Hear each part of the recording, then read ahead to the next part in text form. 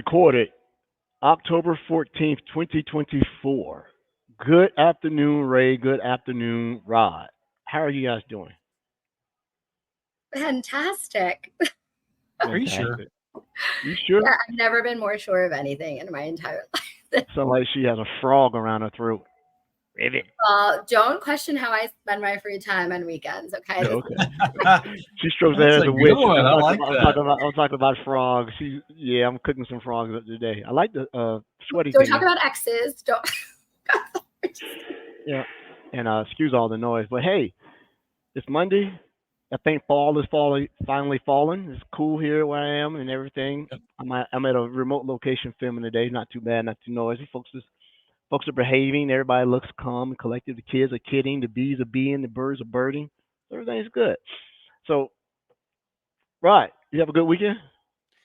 I had a good weekend. I think we talked about this earlier, though. So I had a really good weekend, which means that I got a lot of rest this weekend, which is not always normal, having grandkids, kids, and all the goofy stuff that goes on sometimes. However, I was able to rest this weekend, but I think I've determined that the more rest I get, the less, well, I think it's pretty logical, really. The more rest I get on the weekends, the less good sleep that I get because I've just rested too much. So I slept like crap last night. So I woke up today just like, oh my goodness, I can't do this. Yeah, me too. But this coming weekend, the wife and I are headed to Fort Lauderdale, Florida on Sunday. I'm going to meet with good friend of the show, Morton, at the conference. So we're going to talk about Copilot for security. And then another good friend of mine, my Russian hacker friend, Sergey, him and I are delivering a KQL workshop next week. And then all the community stuff. And we'll be, of course, the beach. Looks like it's supposed to storm all week. Hopefully it's not hurricane stuff, but we'll see. We'll see how that works out. But before I do leave on Friday, I think I mentioned this last show that I get to meet Lee Majors on Friday for my birthday, part of my birthday gift. So I'm actually there you looking go. forward to that. And I have decided which one of these I'm going to take and get signed. He's going to sign one of these, and it's actually over here on this side. You can't even see it. But yeah. Oh, okay. Well, that's going to be a treasured item. Lee Majors, the $6 million man. He was also the fall guy, right? Yeah, fall guy. He did a few other things. I remember there was one of those airport movies, except it was a space shuttle that he was in, and if he would have had bionics in that, he would have saved the day. But he was just like a normal guy in that one. Yep. He played in another movie. He was a cop. A series actually. It was pretty good. Well, everything was good in the '70s because back in the day when TV shows had substance, remember a thing that's gone away that they used to have a theme song. You could play the theme song from The Incredible Hulk with Bill Bixby, and you would know that was the Hulk that was playing. Or I think that sort of went away. With like Friends had it. Now the shows just come on, right? You don't know what it is, but you could literally turn your back and identify that. I went to a party where you had to identify the sitcom the fastest by the opening theme song. Like Three's Company had a great one, right? And all that, and then Maud and things like that. So that was great. It's like every show that came out had to have its own. Had to have it. Yeah. And in fact, I'll admit just how stupid and geeky I am. I spent about a couple weeks ago. I started creating this playlist of more memorable TV show themes and movie themes, and that's I play them. I had it running on YouTube. I geeked out too. It was just playing, and then like, oh my god, I remember that show. It was pretty good. All right, Ray, what's going on with you, Ray? Son Ray. Golden Girls theme song for me. And Three's Company, I impressed people with a mnemonic I made, how to remember my phone number based on the Three's Company theme song. So I was raised by television. Just getting that out there. How am I doing? What have I done? What was it? How have I helped the world? And what have I broken forth in the world? This is my therapy session. I'm closing out on my class for my master's degree in cyber ops. Her professor has to deal with me. We're doing good. We're chewing along. We're getting through it.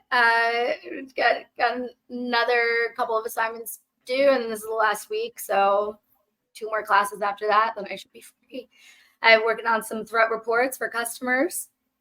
That's exciting. And then partnering with our technical folks, like our Defender experts, getting the research crew and then the analysts and hunters together for a public webinar. I put the short link as my little like headline there, aka.ms/Defender Experts webinar. It's a public facing event.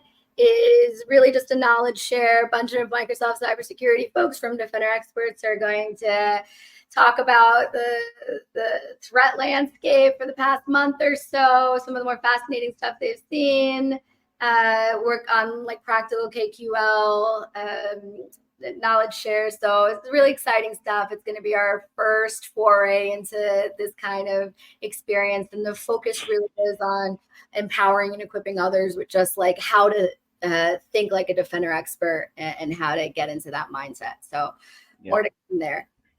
Yeah, I owe you one more fireside chat. I'll make time before I go on holiday, and then I owe Sachin 2 more videos. And is this your project update? Yeah. Hold on, let me just get this. Because it was going to come right like, well, Ed promised to do one more fireside with me, so I'm going to go ahead and get one more done. And I think you gave me the topic, so I'll figure it out. I'm just crazy busy. That's it. What have I been doing? Took some time off last week a little bit to try to find what I'm looking for. Still haven't. Favorite U2 song. And did do a little bit of geeking out and came across something that was pretty interesting, that if you are using custom logs in Sentinel from whenever you use a data connector, even if it was a solution that was deployed within the last year or something, you probably have some legacy stuff in it. Your custom log tables will no longer ingest data from those log sources starting next month, like that. You now have to convert that ingestion using a DCR. And otherwise, the tables won't go away, but they will no longer be filled with that data source. Now, how it will represent as an error, I don't know. I meant to have the link ready to show you guys. I don't think I have it. Let me see here. Yeah, I don't have it, but I'll get it for the show notes. So yeah, so if you have some custom logs or some log sources that you put in, they're no longer going to be able to ingest data as they are. You're going to have to go ahead and create a DCR to ingest those logs. You won't get any errors. You could run a workbook or a KQL query to look at all the data tables and query when was the last time that data entered that table. I believe there's a built-in alert for that too. If the alert was used to go into a table and they stop doing it, you can get an alert. But I know there's a workbook for it. I have an analytics rule for that, by the way. Yeah. So that is gonna happen. I think next month. My apologies for not having that ready for the show. I'll get it over so we can get it out. That's interesting. That's going to affect a lot of people who are not using DCRs for custom log ingestion, or just to go ahead and manipulate the data into certain tables that they want. So that's a big deal. But I'm sure if you have one, I forget that workbook, and if you're not using a KQL analytic, it'll break your queries if your queries rely upon that table for results. And then you'll notice it then. But the data won't go in, so it's not necessarily lost. It's just not going to be ingested. So that's a thing. Made sure the last of my machines had MMA off of them and all AMA, new agent. So that's it. That's all right. I think we unless anybody else has something, we need to go ahead and get our guest out of the green room. He's in there drinking up all the beer, eating up all the snacks. I wondered where that went to. Yeah, that would be him. Hey, Thomas, what's up, man? Yeah. All right. How's life going? Life is fair, unless it happens to me first. Then it's not fair. It happens to somebody else first. Thanks for coming on the show. I know it's past most people's bedtime, especially mine, where you are right now. Remind our listeners where you're calling in from. So it's quite past 11 p.m. here in Germany. So winter has also arrived. So we have closely 7 degrees. So cold weather. But I guess we have some hot topics, right? Well, the hot topic is a project you've been working around, around your identity, your Entra project, and but I don't think a lot of our listeners support to know who you are. You saw the big deal. I follow you on LinkedIn. You do all the cool projects. You want to give an intro of yourself to our listeners? Tell them who you are, what your superpowers are, and what we're going to talk about today.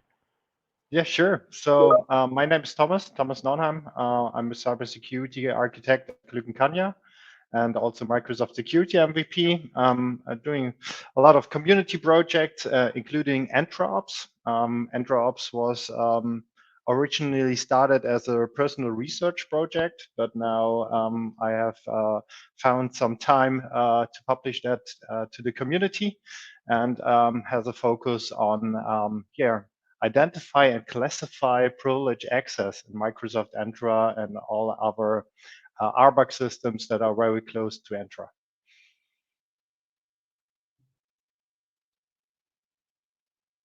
Edward, I think Edward's on mute. You're on mute, Edward. Yeah, I was about to say, wow, that's a mouthful. He said it without taking a breath and got it all out. All right. Well, I think we don't get enough guests who talk about the intricacies and the in-depths around identity, and especially now that that phrase has come back around. It was using it a while back. Identity is the new perimeter. The new attack vector is identity. I get it. If I can break your persona, I got you. If I can impersonate you or make you think that I'm somebody I'm not, then I got you, right? So we got you on the show to talk about one of your cool projects. I've been following you on LinkedIn. Want to talk about that, but did you do that in conjunction with somebody else? Didn't you give credit you and somebody else was working on it? Or was it just you?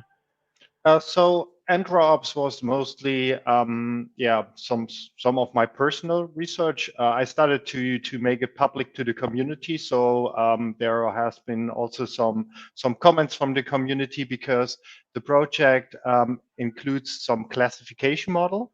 And it's hard to find the right decision what kind of directory role, for example, in Entra is high critical or not. So that is a great chance to discuss with the community.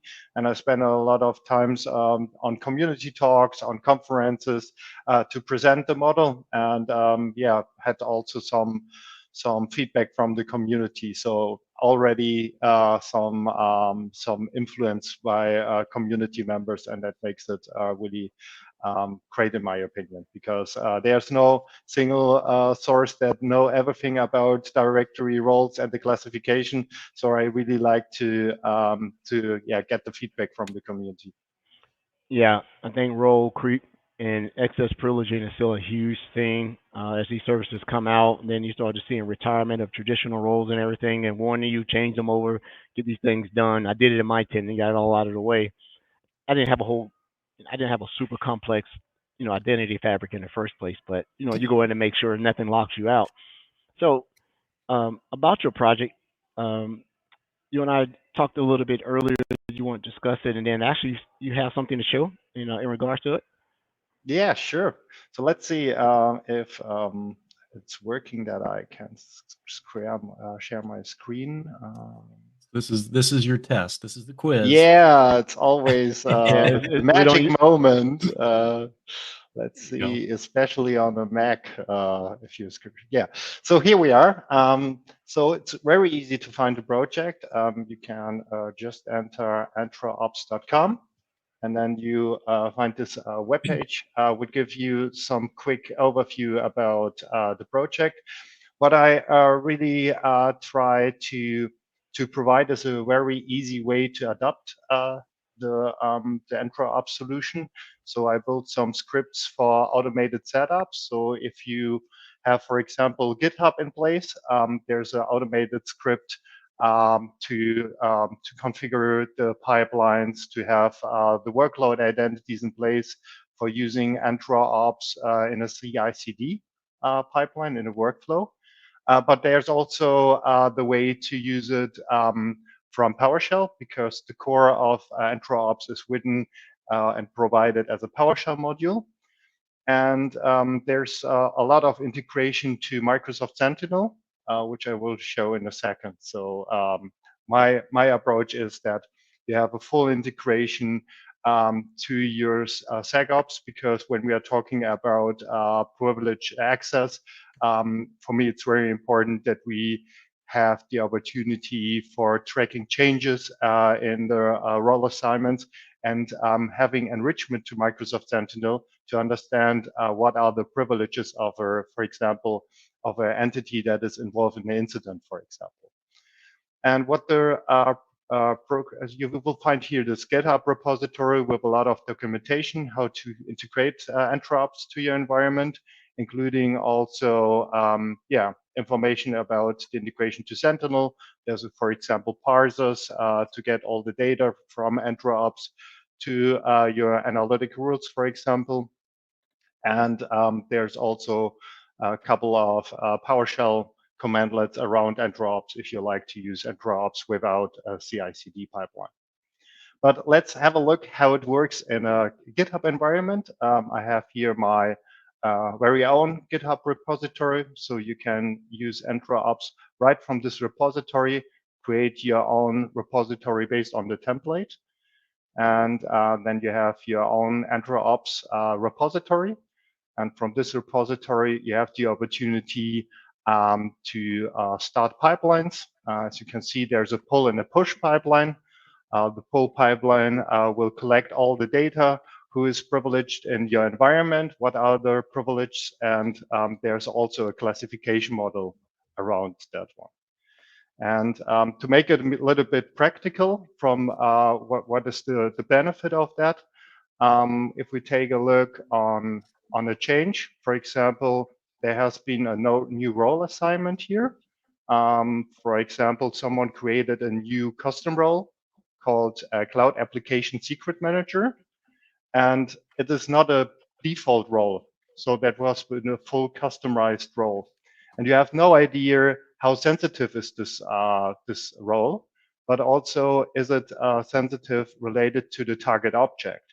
So what EntraOps is doing, I have a predefined classification model that defines that everyone that is able to change secret on an object in Entra ID, that is something defined as control plane. Maybe you heard about the tiering model that exists for Microsoft Cloud services called Enterprise Access Model. And I have tried to find a definition of this tiering model for cloud services. And now it becomes obviously that this person that have Cloud Application Secret Manager on this service principal here, that should be handled as control plane, as a sensitive administrator. Let's have another example. I have here the user Adele. Adele has become Intune admin role, and this Intune admin role contains a lot of sensitive actions. For example, she's able to modify all the policies for the devices, and also have the option to take privilege endpoint management. And she's not protected yet. So she has a role in Intune, and Intune RBAC will not be considered by Entra as a high privileged role, because Entra is just protecting users that have been assigned to an Entra role. And that's the reason why I have some automated response here. As soon as I have detected that Adele has sensitive role, she will be added to administrative unit called unprotected objects. And this administrative unit is a restricted administrative unit. And as a result of assigning Adele to this administrative unit, she becomes restricted for management in the tenant. So our admins like the help desk will not be able to modify and change the password, because she's now a privileged user, and will be protected from lateral movement by lower privileged users. And same for other things as well. So how do you go about identifying those privileged roles that weren't assigned privileged roles by Entra directly, but by it sounds like they were assigned this role by virtue of the workload that got deployed that then extended the authentication schema inside Entra. So how do you identify them? Maybe I missed that piece. Yeah, it's all part of the classification model. So I have for all RBAC systems like Entra, Intune, classification model. For example, if you go here to device management, I have defined that, for example, if someone can manage all the roles in Intune, then it is something like a privileged identity access management. And then it should be handled as a high sensitive, as a tier 0 control plane management, and then it should be protected because it's a high sensitive role. And I did that for all role actions. So I not classify the roles himself. I'm classify all the actions. That is a lot of work that I did in the past because you have to go through every role action. And that is something that I did also for Microsoft Entra. You can see I did all the classification for all the role actions. And it's also important not only to classify the role actions, also understand the target. So if you have, for example, the permissions to change password for every object in the tenant, of course, that's high sensitive. But if you have just the permission to change group membership of a single object, then you need to consider, is this object sensitive or not, right? Because you need to understand the context of the delegated scope.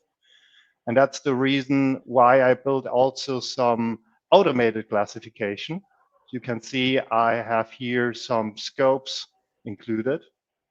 And this scope will be defined by external data sources. So for example, I have integrated Microsoft Exposure Management to identify high sensitive assets in your environment. And then automatically all sensitive resources and the tenant will be considered as privileged object. And if you have delegated permissions on this privileged object, you will be also become privileged. So there's a whole, how I can say that, transitive trust control relationship that I identify. So this also manages the creep or the drift over time as well, too, right? I don't want to throw us off the rails here, but Edward, this is your project that we were talking about earlier, because this will feed into Copilot for Security, by the way. This is it. Sometimes things work out. So Thomas, you helping me solve a problem. You and I need to talk offline about this. So fortuitous, fortuitous is a word. So what is each one of these numerical and alphabetical strings represent? If I was to map this back to plain language, are they identified as an identifier for individual accounts, role groups, persons? Which one? Yeah. So the whole schema here looks really complicated, right? So no one likes to work with this JSON file that you can see here, right? Because you don't understand what is this, for example, is the whole service principal application object ID that will be automatically collected by EntraOps because of the classification model. So what I found helpful, and I hope some of the community as well, using this raw JSON file just for tracking changes. For example, like this one, we had this discussion that Adele has been added to the role assignment. I have here the raw information about the role assignment and everything what is included. For example, here the information that Adele was not protected before. I have also the information that this is an eligible assignment. So I also scanning for all the PIM assignments and not only about permanent assignments. So I have also transitive assignments included. This is really raw information for everyone that likes to track changes as code. But I found it more helpful to have a visualization like this workbook in Microsoft Sentinel. And then you have, for example, some information like, hey, please show me everyone that has control plane permissions. And if I click here on the workbook, I get the filtered view. And here we are back with Adele. And I have here, for example, the information that Adele has tenant-wide permission in Intune from a transitive assignment. So it's part of a security group assignment. And she has become a member of a custom role. And this custom role has permission to manage those services in Microsoft Intune. So you have to deploy your solution first before this workbook can pull the relevant information because it doesn't exist. Yeah, right. Okay, because if I was just to take your workbook from your Git and put it inside in my tenant and inside Sentinel and bring it up, I would just get arrows and no numbers. Yeah. Yeah. Okay.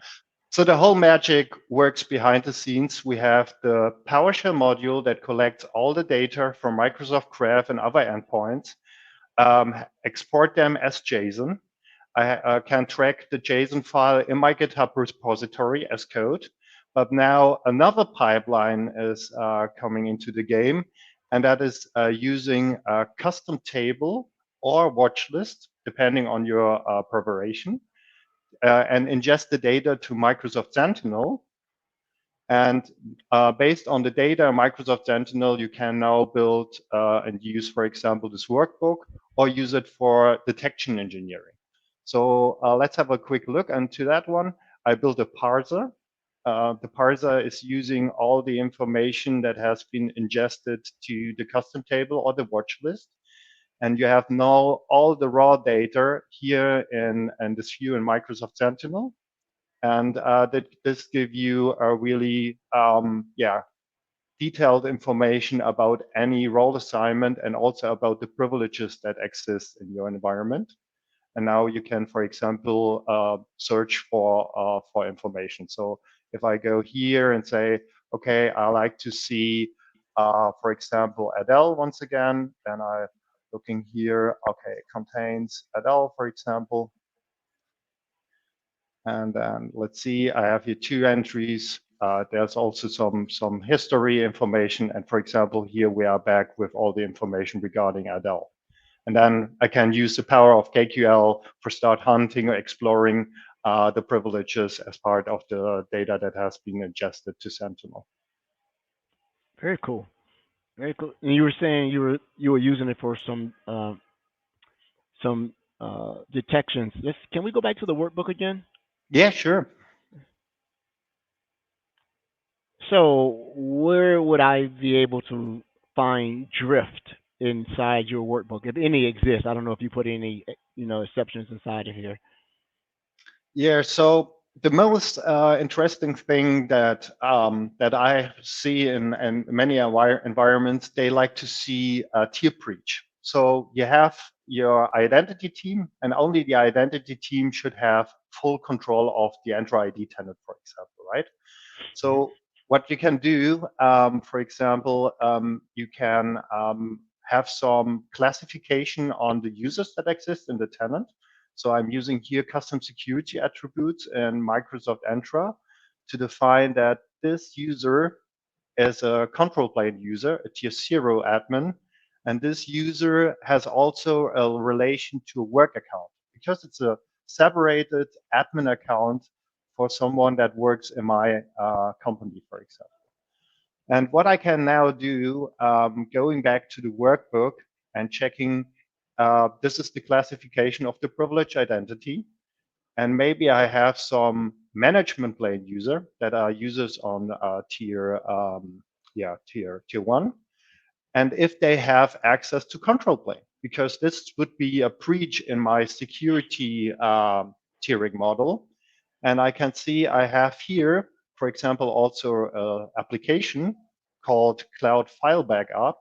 And this application has now Microsoft Graph API permissions. For example, this role management read-write directory that leads to a direct path for tenant compromise, because it should be only a tool for backup my files in OneDrive, but it has also additional Graph API permissions that has nothing to do with OneDrive or Office 365 backup. So I have not did only a classification for Entra and Intune. I have also tried to cover workload and application identities to see high sensitive applications and if they have been used for any API permissions that has been not designed or have been planned for the application before. Very cool. I saw that you had service principals and biological representation, like a user there, but what about managed identities? They are also included. I built a whole workbook just for workload identities and managed identities. Mm-hmm. And for example, if you go here to this workbook, you can also see how many managed identities compared to regular application exist. And one of my favorite is this one. If we go here to assignments of managed identities, I have additional pipelines and EntraOps that collects a lot of post-share information from Defender for Cloud and also Azure Resource Graph. And now I can go up here and looking for high sensitive managed identities or application identities with control plane. And if I go down, I can see, for example, we have here control plane managed identities and where they are assigned to which resource. And I have direct deep links to the Azure resource. It gives you a full transparency to see the relation between the managed identity and your Azure resources. Very cool. And I was one thing I don't see is like, well, there you go. There's the time generated. To me, thinking from cybersecurity perspective and doing threat hunting, to me, I'm sure you probably have some rules for this already, but identifying when that happened, or if you see a number of changes, like one or 3 or 4 accounts that automatically got applied from outside the change management process, then that's something you would have to identify. This is great. The other thing about this that I was interested in, I think this applies to what Ray was talking about, going to help her save her voice. Are there any additional reports that you are thinking of or that you would pull out of this? Maybe like at a risk assessment that you could have something that you could send to, your SOC manager or maybe your CISO or something like that. Yeah, so at the moment, there are just 2 output types. You can have the regular output in PowerShell and build your own filtering and stuff. So the workbooks are the only way that I'm providing for reporting at the moment. I'm considering also to bring some features to the Pester framework as part of Master. This is another community tool about security posture management in Microsoft Entra. But for example, for assessments, I'm a big fan of this tool because it gives me a quick overview about all the role assignments that exist, and especially if customers are using nesting, because sometimes they're using groups and so on, and they totally are overlooked in their environment who has permissions or not. And same for service principals. I think many organizations have their issues in managing and being aware of high sensitive application permissions. And that is something where EntraOps have also some turn on the lights moment. Yeah. I can see this because this data, number one, it partially exists in Sentinel, but then also the JSON format. This fits really easily into, and I swore I wouldn't say this, but it fits easily into Copilot for Security. Yeah, I have to say it because it's literally all I think about these days. But or Security Copilot for those that won't be able to be at Ignite this year. But this fits really well because we're talking about the reporting. So Copilot for Security or Security Copilot actually can generate those reports for you. I was thinking the same thing. Can I use that to generate something? But negatively to between your PowerShell export or reporting and the workbook, I wonder how easy it would be to sort of pump this into Power BI and be able to come out with something. And if you got the JSON, you probably could. And if you if you got the query in the background for the workbook, you can then just run it and then export to a Power BI. Well, Security Copilot, you just ask for a Power BI formatted report. That's true. You can do that. Make sure all the back-end stuff is set up, because it won't tell you what is not correctly set up before it throws you an error. So I'm going to do a little bit one-on-one here. Can you define control plane and management plane for our listeners? Yeah, so for me, there's a different interpretation of the model, but I would give you some thoughts from my side. So control plane is for me any permission that, for example, have full access to your zero trust policies, to your to full identity and high privilege access management. So giving you some examples, a conditional access administrator that have the permissions to modify any policies would be something that is for me assigned to control plane. Also, if you have a group administrator and you're not protecting your security groups that will be used for delegating or granting permissions on domain controllers on an Azure subscription, that would be also control plane, because someone that can modify the security group and assign themselves as a contributor on a subscription, they have a escalation path to become owner of the virtual machine that runs the domain controllers. And that's the reason why I integrated so much external data sources like exposure management, because if you define in exposure management your Azure resources like a domain controller as high sensitive asset, I can take a benefit on this classification, and then also take a note what are the security groups that will be used to granting the permissions, and then everyone that gets group administrator on the group that manages the permission on subscription should be also considered as control plane. So you can also look at GSMA accounts, right? Someone's inside that group messing around trying to circumvent or gain access to MDI and do that. Yeah, but currently I'm more focusing on the cloud side. So I have not visibility on assets in Active Directory, but if we have an example here, back to this is the JSON file that will be used for getting the data from exposure management. And for example, if a service principal has access to this managed identities, and this is are my managed identities for Sentinel incident response.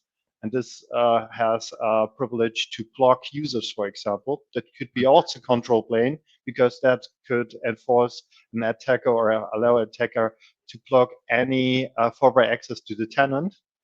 And then this service principal or managed identities will be classified in exposure management. And once again, EntraOps can use the data to identify these critical resources.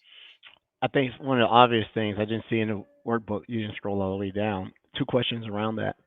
Since, MFA is becoming the norm now and not the exception, we're being forced to it. I would assume that your 2 can report on something that was created, which I would find hard if you have conditional access in to make that a dependency. But do you look at for those who may have some inadvertent way then put in a group that they should have MFA and they don't, and or around, I thought I saw something where you're looking at also PIM groups inside of that also.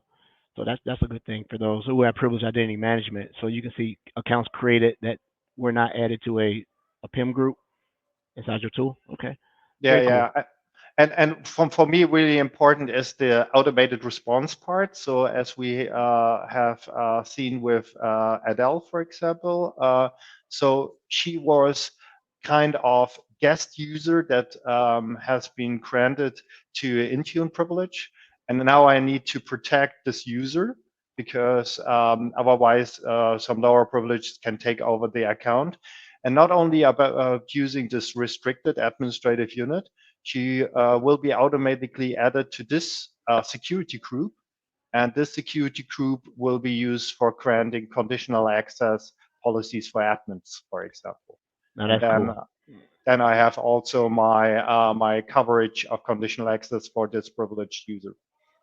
Does your deployment from Azure automatically create the privileged group that you're using here, or is that something that needs to be architected out so you can name it yourself? Yeah, but you can modify that one. So I built a whole parameterization around that one. So these are the options that you can turn on and disable for EntraOps. And that includes also parameterization of names and other stuff as well. Yeah. Just for the average admin out here, who, if you're doing this, you got to have some level of experience. Yeah, definitely. What's the time does it take to deploy this? Like, I'm not a big IAM guy, but if I can break, intro with the best of them, how long would it take someone to go in, get access to your Git, and then deploy the solution on average a day? So I hope that with all the automation that has been integrated, it is possible to set up everything within 10 minutes. 10 minutes. You heard that, people. Yeah, that's my promise. You can see that here in the video. I had include a lot of automation in GitHub for all the stuff. But honestly, to understand the results, to customize stuff, that is something you need experience in PowerShell, you need experience in Sentinel. So it is something really for a higher, if you like to have a deep dive on this topic. But if you like to have just the export about your privileged users, then PowerShell module import, and then just starting with the simple commandlets would be something that works for every admin that is familiar with PowerShell. Any particular PowerShell version? At least 7? Yeah, PowerShell Core would be the way to go. Okay, 4. Yes. I noticed you're also, you talked about the watch list. I assume those are for like safe recommended safe accounts that you're not monitoring potentially that you're pulling in. And if so, do you ever recommend putting accounts in a safe list that you don't monitor, or should you monitor everything? So for me, I'm using more the watch list to cover the high privileged user. Yeah. But what I did as well, to show you a little bit context here, for the watch lists, there's a couple of other interesting stuff here. We have all the UBA stuff, for example. Mm-hmm. And what EntraOps is also doing is about identity correlation. So I automatically built the correlation between the privileged user and the work account. For example, if I have this user here, Miles O'Brien has a privileged user. That was the information that I built with the custom security attribute. And now this information comes together in the identity correlation, including the EntraOps data about the sensitive level, in this case, management plane.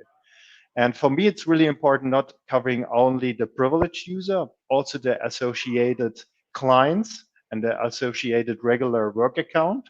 Because if I have an incident on the work account, I like to see if the user have also a privileged user account to see other lateral movement paths and relation between accounts. So that identity correlation, it looks like it's a command that needs to have a watch list or some data source to be able to pull that from, because that separation of those wouldn't mean that the person can, it's a tiered account matrix that you're using. So ed at msi.com wouldn't necessarily be able to flip over and then use a_ed identity at msi.com. So you manually have to create that watch list and go back into your authentication fabric and then manually, okay, this is raw admin account, this is Ray's regular account. So you have to, that's a manual process, but you can still export that and then just map them on the back end. But it would be a little bit of admin work to keep that watch list up to date. Yeah, but as soon we have an attribute, and what I recommend is that if you provisionize the privileged user, you put the relation to the work account to the custom security attribute. Because then it is also hidden for any regular user to see the relation, because that could be something that maybe is sensitive. You don't like to give an attacker the reconnaissance on this link relation. And if you have identity lifecycle tool, for example, with identity governance, you can build your own logic app that put the custom security attribute information about this relation. And what EntraOps is doing, it is reading this custom security attribute automatically and put it to the watch list. So this watch list will be automatically created as soon you have the information defined in the custom security attribute. I may have to ping you on that and get some toolage on how to do that, because my mind is thinking about a use case right now, and that's going to be really cool. I just wonder how much of a lift to get that watch list. But you're right, putting the logic app to be able to associate that, and then they just have the identifier, not the real name. So you'd have to have access to both of them to match it, to see, and just keep checking to figure out which one it is, right? Because otherwise, if I see A_Rod, I know that's his admin account. But if I see this GUID or whatever, I don't know who it is. All right. Yeah. That's pretty cool there. I got some ideas, Rod. You see the smoke coming off the top of my bald head. I got some ideas. Yeah. Around this. I did have another question. So if I were to run, identity correlation without having a watch list, would it just come back null, no answer? Right, you're KQL guy. Could you just run it and see what happens? Yeah, of course. Yeah, if there's nothing that exists in there, there's nothing that's going to come back. Well, what threw me off, I have almost no experience in the watch list stuff. I saw _get watch list, and that is the parameter that's calling that watch. Is that the name of the watch list? Identity correlation. The friendly name of the watch list is identity correlation. Okay. Yep. And all it's doing is just mapping the fields. Okay, that's what it is. Because my thought was, could I run this as a KQL parameter in Copilot for security, and it will come back and say, well, Thomas has 2 accounts, and one of them is an admin level or control plane level, but you got to have a watch list for it. Okay. Yeah, so watch list is a very simple form database, almost like an Excel spreadsheet, but it has the columns and rows just like everything else. But you can use KQL to expose the data that's in there. Yeah, watch list. Frank Grimberg's favorite product. Sentinel. Shout out to you, Frank. It's still used today. Yeah. It's an actual tile, right? And more robust. More people are using that than they're using notebooks. How about that? Nobody using notebooks. Speaking of which, what Rod? Did I hit a sore spot, Rod? It's not a sore spot. It is. I don't know if I've heard that feature or about that feature in a long time. I haven't heard about it in a long time either. But there's another question for Thomas here. Thomas, does your product interact with anything in Jupyter notebooks? Not yet, but would be great to see some examples for that one. So maybe some opportunity to contribute to EntraOps. That may be something then, right? Let me just take a little scribble notes right here. Aren't notebooks or ML? Isn't that kind of like poor man's Copilot? You could say that. That's what our other guest would say. What was his name? Mr. Disney would say that. Shout out to you, I Mr. don't know Disney. which one costs the most compute. I don't know. I don't know. It's according to what you're calling inside the sale in notebooks, right? I don't know. That's a good question there. We need to get Mr. Disney back on. I hope he's listening. This would be super interesting to him. I know that. Oh man. Well, sir, this has been eye-opening for a person, who doesn't delve in identity. I don't even play an identity admin, on TV. But the way you have this listed out, this is called EntraOps. And I love the way that the identity team now sees more like a security team, because they're not mutually inclusive, right? If you split hairs, people are like, well, MFA is around security. Yeah, but not really. It's about, identity management and access management, which could be security, but it could also just be, this is identity management, right? But this is good stuff here. I'm gonna put your 10 minutes to the test. I'll give myself 5 more because lack of experience and see and do it. Can I put a support ticket in if it doesn't work, knowing that Sure, you're 6 sure. hours ahead and doing that?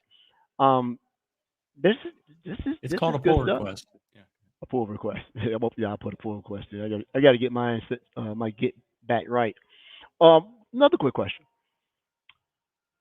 Well, no, it's not really much. I was about to say why Git and not Azure Dev, but DevOps, but I get it now. You're talking about community, you're always talking about Git. You're talking about Dev, you're locking it down by the UPN and creating guest accounts and stuff. You don't want to do that. I get it. That was it. Well, Ray's been quiet. Everybody knows Ray's sick. She's a trooper. She came on the show. We're saving her voice. Rod, you have any other questions for our guest? I got so much here written down. I'm a bug him. Well, Ray has another question. It's in the chat, and I'll read it for her because I don't want to. Yeah, since we are trying to make sure she gets better by Wednesday. We talked about this earlier.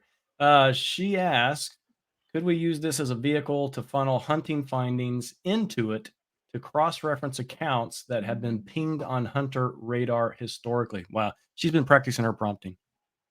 A long one. Did you catch that, Thomas? You want me to read again? Not really. Let's see. That have been. Oh, well, you know what? Thinking about what she's asking here. She's asking about taking this data and some of those changes over time, and then comparing them historically, right, to things that have happened. So more commonplace versus the outliers. So yeah, you absolutely could, because you are collecting the data. So you do have the data to do something with it, and you can use KQL to, split the data and figure out and do that comparison. So you can. Yeah, that would be working with your identity team to do some threat hunting. Like something looks, out of whack about a particular account, especially if I have a privileged. When you tell me this, Thomas, this would be a good question. Would this spark something on your radar that if I were in your workbook or I did your identity correlation and someone comes up with a management account, admin account, but no regular user account, that would flag, right? Was that possible? I mean, I'm going to go ahead and create this identity, this management account, but if you don't see that, or would that just be processed? Meaning, an admin could have an account but not have a worker account. Would that be something that would flag if you were looking? Yeah, so that, in my opinion, that would be an interesting use case because custom security attributes is something where even the global admin needs to have dedicated permissions to write the information. So even someone has gained global admin and starting to have their backdoor account and is a smart guy, so the attacker followed the naming convention and it looks like a regular privilege account, but then having no link back to a work account because of the missing custom security attribute, then we have a nice detection that we can. You did all the things, but you did it manually rather than automatically. So now I see it, right? Like you went in and fubbed this and put it backwards to hide yourself. Okay. Yeah. I guess that would make sense.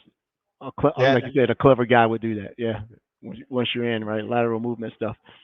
Well, and regarding the historical retention of the information, so if you like to achieve that one, I would recommend to go ahead with custom tables instead of watch lists, because watch lists will be automatically cleaned up if, for example, a role assignment will be removed, so it will just show the data as it is to the specific time.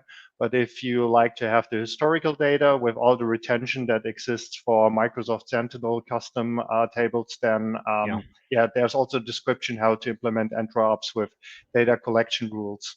I didn't think about that. You're right. When it updates that table, unless you're doing a version control or it's gone. You're right. There'll be no data unless you keep a backup of it or something. Run a logic app that says before updating this, write a copy of the watch list to this, and then. But if you put it in a DCR, you don't have to do that. Yeah, but even if you don't use Sentinel, the repository with all the commit history give you also a way to browse back to a state when on a specific day the role assignment exists or not. Yeah, I see that. Yeah, this is super helpful. I'll tell you, if you're in a medium size, or obviously security value is there, but when you're in an organization where you got thousands of identities, something that can boil this down for you to make useful information out of it, to give you something to do a temporal pivot on, right? In hacking, what thing do I pivot on and say, that's proof, let's go that route. So this is good. We try to get it set up right. Just play around the lab. Yeah, we'll let I'm Ray excited do it. about this. Yeah, I want to do the other thing. I want to take it Yeah. to the next level. Let's help Thomas. Let's help him fill out his whole security copilot section. So, Oh yeah, Cool. by helping Thomas, we help ourselves. There you go. Well, Thomas, thanks so much, sir. We really appreciate you taking Thanks for time having out. me. And it's been a long time trying to get you here. I know that we definitely would have had you on earlier, but you had holiday. You know, and we appreciate you allowing us to work around your schedule. I don't know when I'll be in Germany again. I'll get close if we're going to meet somewhere over that side, unless I get picked up for the Berlin Marathon. Roy, you want to run the Berlin Marathon together? I'll do that. I'll run the wall. We'll do it. We'll do it. Well, everyone, thanks for coming on to this week's show. This was super good. We got learned up today, as they say in the South. And thank you, Thomas, again for coming on. Thanks, Ray, for coming on. She's a trooper. I know she wasn't feeling well today. And everyone, big shout out to Brody out there golfing or something, playing and he's working.